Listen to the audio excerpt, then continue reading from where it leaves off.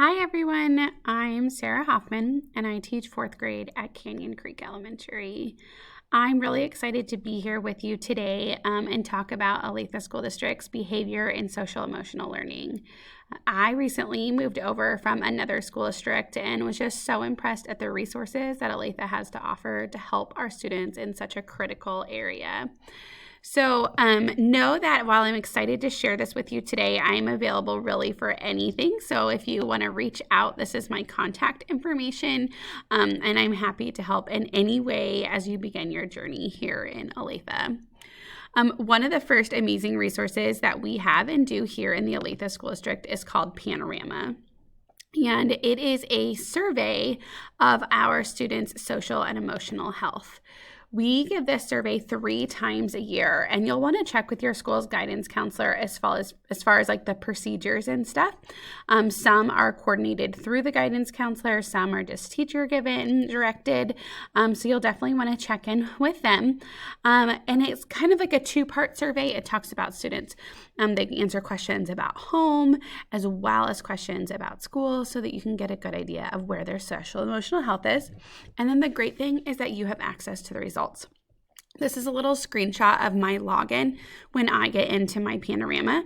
And so you can see there's a lot of different ways that I can look at the results and see how my students are doing, and also look for areas where I might need to focus on or think about both as a whole class or individual students between those time periods between the surveys. So it really is a great resource.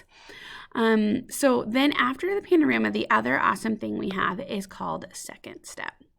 And Second Step is the resource we use for teaching our students their social and emotional learning.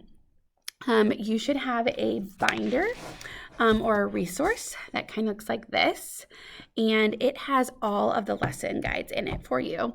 However, you also should have online access, and your online access, once you get in, will look like this.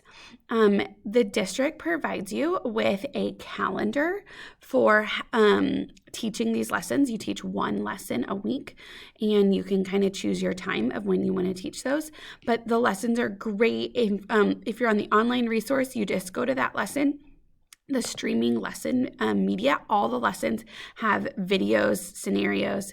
Some of them have these really fun like theme songs to them that the kids get a kick out of and really enjoy. So those are just really awesome. But the one when you're doing it in 4th grade, the big focuses for the year are on empathy, skills for learning, emotion management, and problem solving. And I have to say, having taught this all the way through, they come up at the perfect times. Like the moment my students are having playground issues, sure enough, there's a lesson the next day on like solving problems on the playground. Or they're not working together in teams, there's a lesson on making a plan and solving a problem yourself. So it does a really great job. So you'll want to really try and stay on track with the district calendar on that. The other thing is all the lessons include worksheets that the students can do when they're done.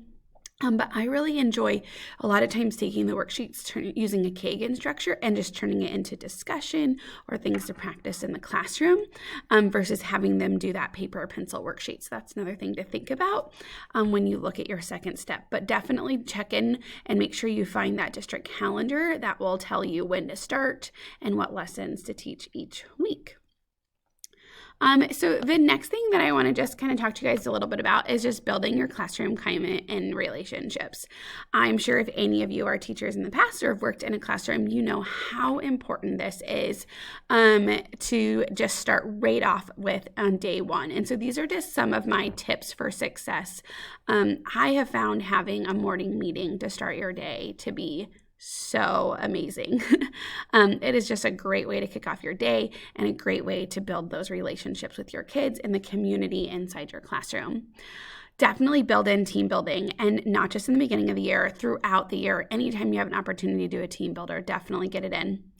Having a collaborative classroom is really big, and not just within the students. Giving the students a role that really makes them feel empowered and that they're right there along with you has been widely successful in my room. I'm a huge fan of cooperative learning structures. I pull out this like I have to show you guys because I've had it forever. The like old school Kagan flip book, if you've ever seen this. Oh, it is like my saving grace for all of my years of teaching, but Kagan structures are huge. They absolutely promote all of those wonderful things about building relationships and having collaboration and giving students a specific role. So highly recommend using those as often as you can. And then the last one is having in brain breaks. So I was going to go through, I have a couple examples that I could show you guys of how this has worked in my classroom. So starting with my morning meeting, I do my morning meetings based off of Responsive Classroom. So it's a really great resource. Feel free to Google it. But basically it follows the order of every meeting has a greeting, a sharing, and an activity. And if you want to scan this QR code or write down this bit.ly, this is just a video of one of my class morning meetings that you're welcome to watch. But this really is a great way to start your day. There's tons of ways to do greetings. Sometimes we do greetings in different languages. In the video, you'll see the one where we tell each other good morning, but we swap our spots. So super fast, the greeting only takes a couple minutes. And then some type of sharing. And sometimes I'll volunteer and just be like, what do you guys want to share today? Does anyone have something to share? Or sometimes I'll be more specific. There's a lot of great examples and things out there about sharing that are asking a specific question or sharing in a specific way or order. That's a lot of fun. And then lastly, an activity. Now, your activity could very easily be like your second step lesson, or if your school is doing PBIS, Positive Behavior Intervention Supports, you might have some PBIS lessons to get in. It could be something from the previous day that you want to hit really quick and review, but I like to make it really fun, movement, and something that the kids enjoy. So that's kind of how I structure my morning meeting. I do it every day. I also go over my plan for the day during the morning meeting. I think that's really important. So super fun. One of my favorite times of day is definitely morning meeting. So another way to really build that collaborative effort or collaborative environment, there's the word, in the classroom is like classroom jobs. I still do them even in the 4th grade level, but I found a fun way to do it through Jamboard. I let my students decide what the jobs are. If you've never used Jamboard, highly recommend Jamboard. And so I'll send out a Jamboard to my class that simply says classroom jobs, and I allow them to sticky note it up with their suggestions. What jobs do you guys think our classroom needs? What jobs do you enjoy doing? And they can put this all over the board. So then once we have our jobs listed, I then have the students go in and add and say, okay, what responsibility does this job have? If they're the lunch tub, they can go in, they can edit this, and they can say lunch tub, it has to like bring down the cold lunches each day to the lunchroom, let's say. So they go in and they actually put in what are the responsibilities of that job. It's there, it's known, and then I can actually print this Jamboard, post it in my classroom, and we have our classroom jobs. And it was so collaborative and fun. The kids feel like they played a role in the classroom, and you can do that with so many things besides classroom jobs. So highly recommend check out Jamboard.